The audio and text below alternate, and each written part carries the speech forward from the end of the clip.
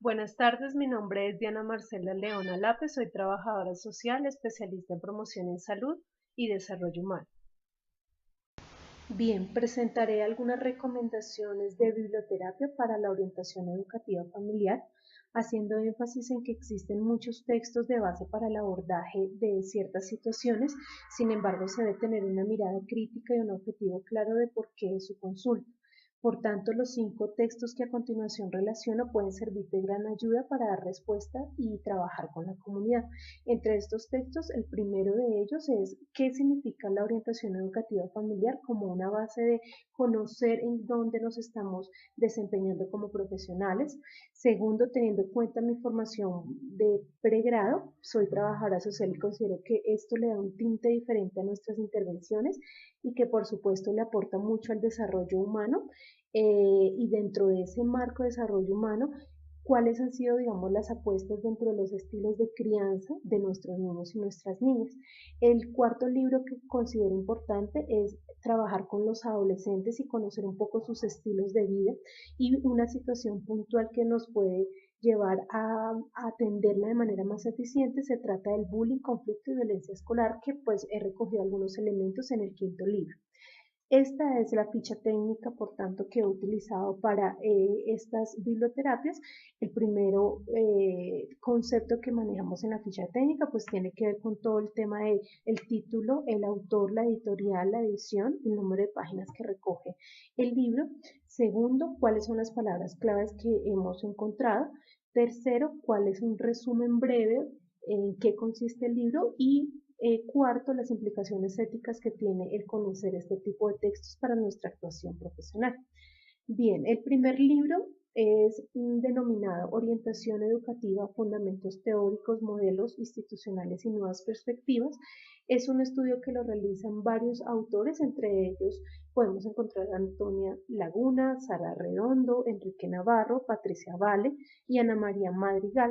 Allí se encuentra un resumen básico que en este caso ordena sobre la orientación, las funciones, las áreas de intervención y cuáles son los principales desafíos que tiene la orientación hoy en día.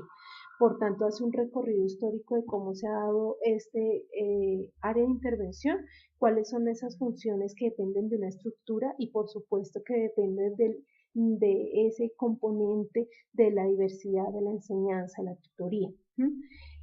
Concluye sobre esos desafíos importantes que en este caso se relacionan con el desarrollo de las tecnologías de la información y la comunicación y la interculturalidad que llega a nuestras escuelas y cómo se pueden abordar cada día.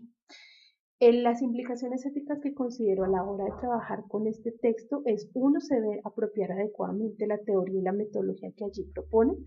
Sin embargo, debemos tener conocimiento de la realidad y el contexto en el que desarrollamos la orientación, porque estos textos son una base, pero debemos siempre conectarla con la realidad. El segundo texto que nos expone y que he querido recoger es el tema del desarrollo humano, desafíos y propuestas para el trabajo social. Su autora Brígida Granados hace una introducción interesante de cómo el trabajo social aporta al desarrollo humano y por supuesto a esos estilos de crianza y ciclos vitales en la detección de problemas a tiempo, cómo también se ha influenciado el papel de la familia y cómo nosotros desde nuestro quehacer profesional hemos aportado precisamente al diseño, la ejecución y la evaluación de programas, hemos aportado unos nuevos enfoques teóricos y metodológicos y cómo hemos también introducido algunos elementos de investigación que antes no se tenían en cuenta a la hora de intervenir con nuestras familias. ¿Qué implicaciones técnicas, por tanto, tiene este texto? El primero es, debemos tener en cuenta la formación académica de quien desarrolla acciones en la orientación educativa familiar. Esto le da, por supuesto, un enfoque diferente a su intervención y esas mismas diferencias pueden generar ciertos cambios y resistencias, pero pues teniendo en claro nuestro enfoque podemos surtirlas de forma adecuada. El segundo, debemos apropiar nuevos métodos y conceptos como los que presenta este libro, obviamente sin desconocer ese acompañamiento que requieren las familias, ¿no? Y por último, debemos tener una formación, una actualización constante desde nuestra formación profesional, como en este caso es el máster que estamos desarrollando. El tercer libro hace parte de una autora colombiana, Anne Acevedo, cuya denominación es La buena crianza, pautas y reflexiones sobre cómo criar con responsabilidad y alegría. Es interesante porque muestra que el proceso de aprendizaje es bidireccional, es decir, aprenden los niños y aprenden los padres en este proceso de crianza y que se debe disfrutar en cada etapa del ciclo vital por más problemas que se estén presentando. Precisamente uno de los elementos es la disciplina que nos lleva a evaluar si estamos criando o mal criando y cuál es nuestra base fundamental, el amor. Estos elementos recogen algo que se llama la parentalidad positiva y que no se debe de cuestionar, digamos, cuál es el aprendizaje familiar que tiene el padre o la madre, pero que sí se deben tener en cuenta a la hora de trabajar. Por ejemplo, las escuelas de padres con este tema. ¿Qué implicaciones éticas tiene? Uno, no debemos desconocer lo que ya saben nuestros padres de familia, es decir, no podemos totalizar este conocimiento y crear verdades absolutas. Por tanto, existe una parentalidad que debemos evaluar si puede ser positiva o si se debe reformular, pero siempre los padres tienen un conocimiento previo. Y se debe siempre tener en cuenta, como lo mencionaba, la historia familiar y personal de ese padre o esa madre, porque nos va a ayudar mucho a tener unos buenos estilos de crianza. El cuarto libro lo recoge una investigación realizada sobre los estilos de vida de los jóvenes y las necesidades de educación sexual.